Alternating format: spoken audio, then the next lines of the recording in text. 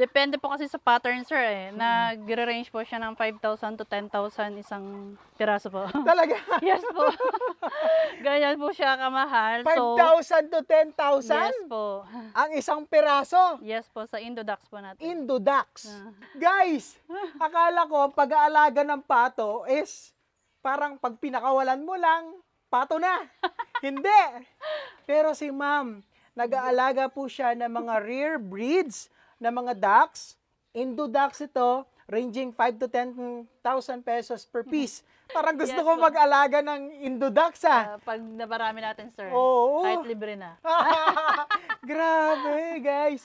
Ako'y natutuwa dahil si ma'am, former OFW, umuwi ng Pilipinas. Hindi po madali, pero ngayon, unti-unti na niyang na-harvest, literal, ang kanyang mga pagsisikap, mga pangarap na maparami at lumaki ang kanyang farm dito sa kanilang lugar.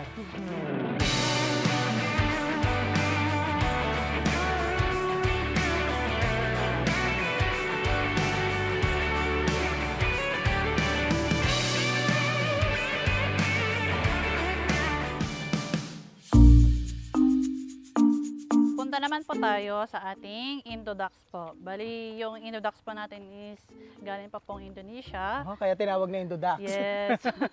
And may mga breeders na rin po tayo dito from Bulacan Mhm. and Pampanga. And may paunti-unti na rin po dito sa Pangasinan. Then sumasabay na rin po tayo sa dahil nga nagustuhan po natin yung rare color. Gusto rin din po natin magkaroon ng Indodax po. Mga pure po. Okay. Kaya siya mahal Mm-mm. kasi tignan mo po yung pattern niya. Wow! May iba't ibang kulay po yung pattern niya. Di ba tayo dyan sa loob?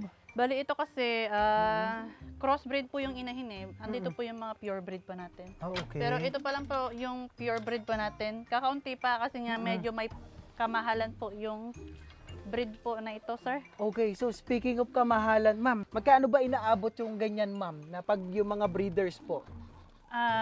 Depende po kasi sa pattern, sir, eh. Nagre-range po siya ng 5,000 to 10,000 isang piraso po. Talaga? Yes po. Ganyan po siya kamahal. 5,000 to 10,000? Yes po. Ang isang piraso? Yes po, sa Indodax po natin. Indodax. So ito yung tinutukoy mo, yung puti. Yung puti na may lace po at mga ganito po. Yung barako Okay. po natin, pure po yan. Pero yung mga inahin, dahil nga baguhan pa lang ako, medyo nahihirapan pa rin akong... Inaaral mo pa? Yes. So, nag-start ako ng pakonti-konti. Oo. Then, ito nga ay mga pure breed. Yun po ay crossbreed. Okay, Sa kabila. so you mentioned 5,000 to 10,000 yung isang inahin. Yes po. Correct? Pag mga breeder age Yes, siya mga po. breeder. Ano ba yung breeder age natin? Ilang buwan? Nasa 6 to 7 or 8.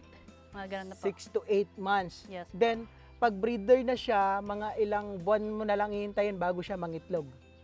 Wala pang months, sir. Pag mga 6 months, Pag nag-start na yan. Kagaya yan, may itlog na ako nakita. Ayun. Ayun na. Oo nga, no? Puntahan natin. Sige po. Para mas, mas ma-appreciate natin. Yeah, first itlog niya yan? Yes po, parang ngayon ko nakita siya. Oh, ang ganda. Okay. So, ito yung, kasi may mga breeder po kasi na talagang hindi rin nila sinasabi na di pure. Oo. So, ako talagang dinidetermine ko at pinapa-double check ko sa ating mga legit breeder Oo. kung pure po ba itong mga inahin or hindi. So, Ang pure po natin is itong barako. pure ito. Yes, Indodax to, pure ito. Yes. Then the inahin, Is mga crossbreed. Yes, 75% na lang or 50%. Okay. Pero yung kanina, yung isa doon, Sa pure kabila, talaga. Yes, yung mga puti. pure po natin. Ma'am, pwede mo bang kunin yun? Pulutin Kaya nga, yun? nagulat ako bakit. Wow, Ay, swerte. oh my gosh, bakit ang dami na? Ang swerte naman! Ang dami na! Wow! Ang dami na. Ang dami! So, ibig sabihin, dahil nga first lay, 2, kasi 4, 6, 8. nasa ano pa lang to, sir? 4 to 5 months. So, ibig sabihin, nag-start lay. So, Ano mga yan? gana- Mataas na yung ano yan, yung Hindi hatch pa- rate niya? Hindi pa, sir, kasi nga dahil bago pa lang, Mm-mm. baka yung iba po dito is unfertile or ano. Okay, yes. So, oo. ang ideal age po talaga, nasa 6 to 8 months. Para, dami ng itlog. para masabi natin na ano, baka pwede natin pulutin yung malaki tsaka may maliit, ma'am. Opo. Yung, ayan niya, maliit. Tsaka malaki. Ang dami Okay, na pa. guys. Ma'am, First lay. ba't ganon? Hindi ko po May alam. maliit, may malaki. Dahil nga first lay po nila. Oo. So, ganun po talaga siguro. Or kasi ganun po din sa mga manok, sir eh. Pag mga first lay talagang maliliit. Oo. Or siguro pang ilang itlog na niya, kaya lumaki na po yung ano. Okay. So, malamang nauna ito, no? Yes po. Okay. Tapos ito, mga sumunod na. At saka the rest Yes. naman. Parang dalawa lang naman yung maliit na nakita natin, no, mga ka-video. Pero the rest, may The rest. malalaki na. O, Yes tatlo po. pala. Ayan. First time mo lang makita, ma'am? Yes Hindi nyo po, pinapansin? hindi ko alam. Kasi alam namin bata pa. Nasa 4 to 5 months pa lang po sila. Pero nangingitlog na sila. Pero ito, sabi nga, hindi nyo muna papalimliman or baka hindi rin magtutuloy. May time, sir, kasi nakapag-try ako sa mga darag dati. Mm-mm. Eh, dahil nga makulit ako, wala naman ako iniintindi. Oo. Sinaalam ko, yung mga maliliit, talagang walang laman. Okay. Pero yung mga ganito, may tendency, may 50-50, meron May chance. May chance, kaso nga lang, hindi rin ganoon kalakas yung sisiyo. Okay. Yeah. Ma'am, kung ganito, no, kung nabibili mo siya pag yung mga breeder na 5,000 to 10,000, Apo. pag sa sisiw naman, magkano bentahan? Sa market, Range. yan sa ano po, pag mga 1 month, nasa 2.5 ang isa. Okay. 2.5, 2,500. yes. 2,000 to 3,000. Depende kasi sa markings yun, sir. Wow. Kung halimbawa, yung ganitong markings po, talagang may presyo. Mm-mm. Kasi tingnan mo, may tricolor po siya. Okay. White, gray. You know. Nice. Meron pa yung mas mahal, sir, yung barred. Mm-mm. Yan po yung pinakamahal kasi medyo matagal siyang Meron kang lumabas. ganon? Wala. Wala po. So, isa sa mga goal, Goal mo po pa yan. natin. O, di dadagdagan mo ulit ng ano mo dito, housing mo. Dito pa siguro, sir. Guys, akala ko pag-aalaga ng pato is parang pag pinakawalan mo lang, pato na. Hindi. Pero si ma'am, nag-aalaga po siya ng mga rare breeds na mga ducks. Indo ducks ito, ranging 5 to 10,000 pesos per piece. Pag yung mga breeder, ano na. Pero kapag yung mga sisiw pa lang, or I mean, yung mga Yes. 1 month old, Yes. ilan ma'am, magkano? Nagre-range po siya ng 2,000 to 3,000. Pero may Grabe. pag halimbawa, kilala ka namang breeders, magkakakilala kayo, bibigyan ka naman po ng discount. Okay. Malamang bibigyan ako ng discount ni ma'am.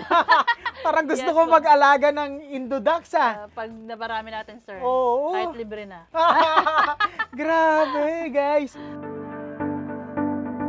Ako'y natutuwa dahil si ma'am, former OFW, umuwi ng Pilipinas, nag-focus na lang dito sa pagpa-farming. Dito At ka, sir. eto na, inaral niya, inalam niya, hindi po madali, no? Hindi po madali, pero ngayon, unti-unti na niyang na-harvest, literal, ang kanyang mga pagsisikap, mga pangarap na maparami at lumaki ang kanyang farm dito sa kanilang lugar. Nice. Congratulations po, ma'am. Step by step lang po, kagaya po namin, hindi na, kasi dahil medyo may kamahalan itong mga ducks po natin, mag-start lang po kayo ng kahit tryo lang. Basta maging honest lang din po tayo na pure breed po ba yung binibenta nyo or mga crossbreed. So ito, kung halimbawa may mga paparating tayo mga pure breed from Bulacan at saka Pampanga, pero maliliit pa lang, sir. Okay. So, doon ko siya ipapares na. Pero ito na, ipapares ko na lang po sa mga rare color natin. Ako, nilulook forward ko si Ma'am Beth na mabisita ulit dito at makita itong kanilang farm na nag-expand na. At hindi lang ito yung makikita natin, mas marami pang breeds ng mga ducks. Opo. Okay, grabe. So, ito yung medyo may price talaga. Nakakala mo, presyong baboy. Oo, 5 to 10,000. Yes po. Wow, grabe. Nice. Ma'am, nabanggit mo 5 to 10,000 yung mga Yes. breeder. Yes po. Bakit ganun ang presyo? Dahil nga po, galing po siyang Indonesia, kakaunti lang po yung nagpapaship talaga. Kasi kahit ako nag-inquire din ako from Indonesia, talaga yung price pa lang ng pagpapaship talagang mahal na. Okay, isa sa factor yung shipping. Yes, then yung siyempre yung mga ibang breeders pa natin talagang may mga competition kasi sa sa Indonesia, minsan sa laki, bigat, tapos yung kulay na napapalabas. Oo. Pero yung lasa niyan, ma'am, sa ibang mga rare ducks mo, Anong lasa, anong difference? Dahil nga baguhan pa lang po tayo, sir. Hindi nyo pa natikman?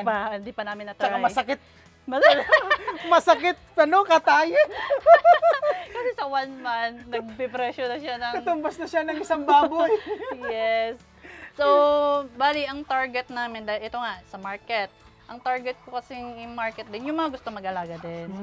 At Yes. saka yung mga naghahanap ng libangan. Yes. Ayan, saktong-sakto sa mga OFW natin, sa mga yung mga magre-retire na Yes. gusto nang pumunta sa lugar na tahimik Yes. at gusto mag-alaga ng mga ganito. This is the ideal na pwede niyong kontakin po si Ma'am Beth para makapag-order po kayo. So eventually, hindi pa available to, no? Wala pa. Wala pa. Magpaparami pa lang po si Ma'am Beth and she will post naman sa kanyang Facebook page at i-update namin kayo eventually kapag meron na pong available na mga ducklings at mga alaga po nila na pwede ninyong mabili tulad po nitong mga Indo-ducks na kanilang inaalagaan. Yung presyo po ay hindi po biro. Yes. Kaya So- meaning malaki ang potential ng pagpapato. So pwede kayo magsimula gaya po ni Ma'am Beth na walang idea sa farming pero inaral po niya. Yes. Ngayon, successful na sa pagbibreed at pag-aalaga ng darag chicken at ng mga ducks or Muscovy ducks dito sa kanilang farm.